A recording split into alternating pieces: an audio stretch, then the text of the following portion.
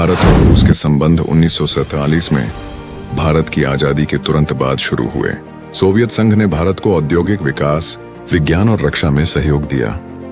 भिलाई और Bokaro steel plant, भारी machine उद्योग और अनुसंधान संस्थान रूस की मदद से बने। पंचवर्षीय योजनाओं में भी रूस का बड़ा योगदान रहा।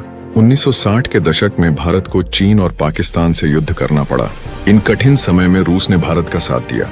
रूस से मिले MiG-Q जैसे लड़ाकू विमान और टैंक भारत की सेना की ताकत बने। 1971 में भारत और रूस के बीच 20 साल की मैत्री संधि हुई। इसी दौरान बांग्लादेश युद्ध छिड़ा। अमेरिका और चीन पाकिस्तान के साथ थे, लेकिन रूस ने भारत का समर्थन किया। सोवियत नौसेना ने हिंद महासागर में उपस्थिति दर्ज कराई और भारत को सुरक्षा दी। 1980 के दशक में विज्ञान और अंतरिक्ष में सहयोग बढ़ा।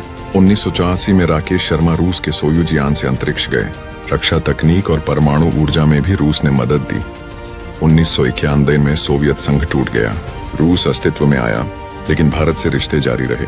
1973 में नई मित्रता और सहयोग की संधि हुई। इस दौर में भी रूस भारत का सबसे बड़ा रक्षा सहयोगी रहा। 2000 में रिश्तों को रणनीतिक साझेदारी का नाम मिला।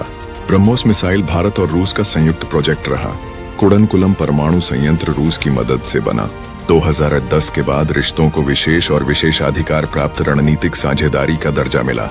रूस ने भारत को S-400 मिसाइल प्रणाली दी। ऊर्जा क्षेत्र में तेल और गैस का सहयोग बढ़ा। ब्रिक्स और SCO जैसे मंचों पर दोनों देश साथ आए।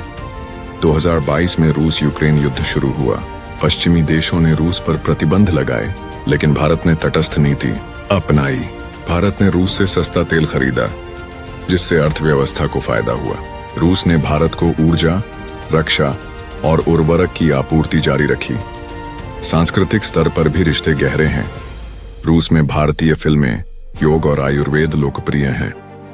भारत में रूसी साहित्य और संगीत की कद्र की जाती है। छात्र, वैज्ञानिक और कलाकार दोनों देशों के बीच आदान प्रदान करते हैं।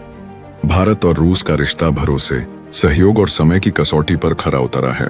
यह रिश्ता केवल व्यापार या रणनीति नहीं, बल्कि दोस्ती और साझेदारी का प्रतीक है। आने वाले समय में भी यह संबंध और मजबूत होते रहेंगे।